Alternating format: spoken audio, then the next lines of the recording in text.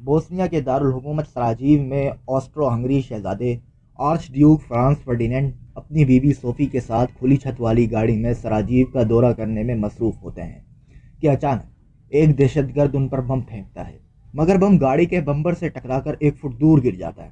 شہزادے تو بچ جاتے ہیں مگر 20 لوگ زخمی ہو جاتے ہیں۔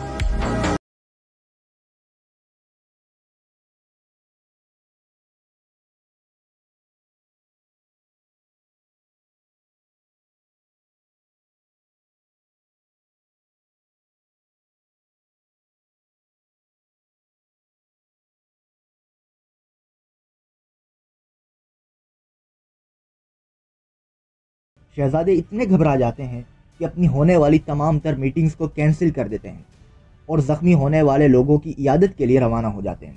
شاہی جوڑا مریضوں کی عیادت کے لیے جا رہا ہوتا ہے کہ ڈرائیور اچانک سے غلط موڑ لے لیتا ہے۔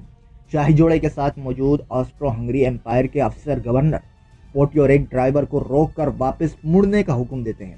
ڈرائیور گاڑی موڑ ہی رہا ہوتا ہے کہ چند فاصلے پر کھڑا سربیائی اسٹوڈنٹ گیویلیو پرنسپ 11:30 پر 2 گولیاں چلاتا ہے۔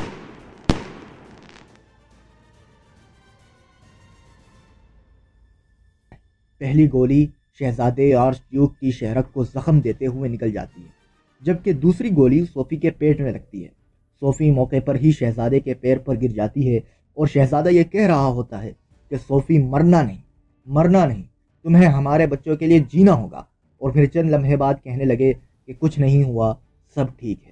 دونوں کو ہاسپٹل پہنچا دیا جاتا ہے، مگر پھر رپورٹ آتی ہے کہ شاہی جوڑا تو مر چکا ہے، اور اسی رپورٹ کے ساتھ آگے آنے والے خطروں کا احساس ہونے لگتا ہے۔ یہ جنگ عظیم اول کی اکلوتی وجہ نہیں ہے، بلکہ اس کے وقوع کے لیے طویل مدتیں درکار ہوتی ہیں، اور یہ سب شروع ہوتا ہے 1878 میں، جب سلطنت عثمانیہ اور زار روس کے درمیان مسلسل سخت جنگیں جاری ہوتی ہیں۔ انہی جنگوں کا اختتام 1878 کے برلن معاہدے سے ہوتا ہے۔ اس معاہدے میں یہ طے پایا جاتا ہے کہ عثمانی سلطنت میں شامل بوسنیا اور ہرزگونیا عارضی طور پر آسٹرو ہنگری کو دے دیا جائے، جبکہ آفشلی طور پر بوسنیا اور ہرزگونیا سلطنت عثمانیہ میں شامل رہے گا۔ اسی معاہدے کے تحت برٹش، فرانس، جرمنی، اٹلی اور روس نے سربیا کو ایک خود مختار ریاست کے طور پر تسلیم کر لیا تھا، جس نے 4 سال بعد ایک مملکت کی صورت بھی اختیار کر لی تھی، اور اس پر ملائن ون حکومت کر رہا تھا۔ ملائن کے دور میں سربیا نے آسٹرو ہنگری سے سفارتی تعلقات کو بہت مضبوط بنایا تھا، مگر سر فوج اور عوام اس چیز کی قائل نظر نہیں آ رہی تھی۔ وہ یہ چاہتے تھے کہ سلیوز کے جتنے ممالک ہیں ان کو متحد کر کے یوگوسلاویا یعنی ساؤتھ سلیوک کنٹری بنایا جائے۔ اب ان کے اس مقصد کے لیے بوسنیا اور ہرزگونیا کو آسٹرو ہنگری سے آزاد کرانا ضروری تھا، اور ملائن ون ایسا نہیں چاہتا تھا۔ اسی وجہ سے 1903 میں ملائن کے خلاف فوجی بغاوت ہوتی ہے، جس میں وہ قتل کر دیا جاتا ہے۔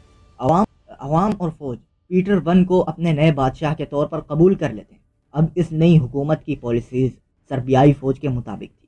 اس نئی حکومت کے آسٹرو ہنگری سے تعلقات کمزور ہو گئے اور یہ حکومت روس کے ساتھ تعلقات کو مضبوط کرنے لگی، جبکہ دوسری طرف بوسنیا اور ہرزگونیا میں بھی اسٹوڈنٹس کا انقلابی گروہ ینگ بوسنیا ابھر رہا تھا، جس کا مقصد بھی سلیوز کے لیے متحد ساؤتھ سلیوک کنٹری کا قیام تھا۔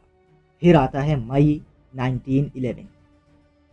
سربین ملٹری انٹیلیجنس کے افسران ایک خفیہ تنظیم تشکیل دیتے ہیں جس کا نام بلیک ہینڈ رکھا جاتا ہے۔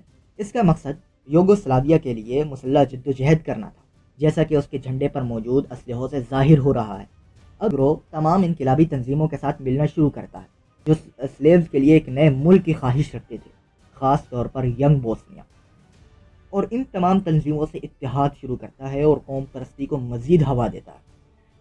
اس واقعے کے 2 سال بعد 1913 میں آسٹرو ہنگری کے بادشاہ فرانس جوزف اپنے بیٹے آرچ ڈیوک فرانس فرڈینینڈ کو 1914 میں طے شدہ سراجیو کی فوجی مشقوں کے جائزہ لینے کا حکم دیتے ہیں۔ شہزادے آرچ ڈیوک فرانس فرڈینینڈ کی بیوی صوفی بھی جانے کا ارادہ کر لیتی۔ اس دورے کی خبر بلیک ہینڈ اور ینگ بوسنیا کو لگ جاتی۔ اگلے سال 28 جون 1914 کا دن آتا ہے۔ یہ تنظیمیں 6 قاتلوں کو شاہی قافلے کے راستے میں فاصلے سے بٹھا دیتی ہیں تاکہ اگر کوئی شہزادے کو قتل کرنے میں کامیاب نہ ہو پائے تو اگلا اس مشن کو پورا کرے۔ 10 بجے شہزادے اپنی بیوی صوفی کے ساتھ ٹاؤن ہال کے لیے نکل جاتے ہیں۔ قافلہ اتنی تیزی سے چل رہا ہوتا ہے کہ پہلے دو قاتلوں کو حملے کی فرصت ہی میسر نہیں ہوتی۔ جیسے ہی شاہی جوڑے کی گاڑی تیسرے قاتل کے سامنے سے گزرتی ہے وہ بم پھینک دیتا ہے، مگر شاہی جوڑے کی قسمت ان کا ساتھ دیتی ہے اور بم گاڑی کے بمپر سے ٹکرا کر دوسری طرف گر جاتا ہے اور کچھ لوگ زخمی ہوتے ہیں۔ اب شاہی جوڑا بہت تیزی کے ساتھ ٹاؤن ہال کی طرف بڑھ رہا ہوتا ہے اور آخری تین قاتل گارڈز کے چوکنا ہونے اور تیز رفتاری کی وجہ سے مشن میں ناکام ہو جاتے ہیں۔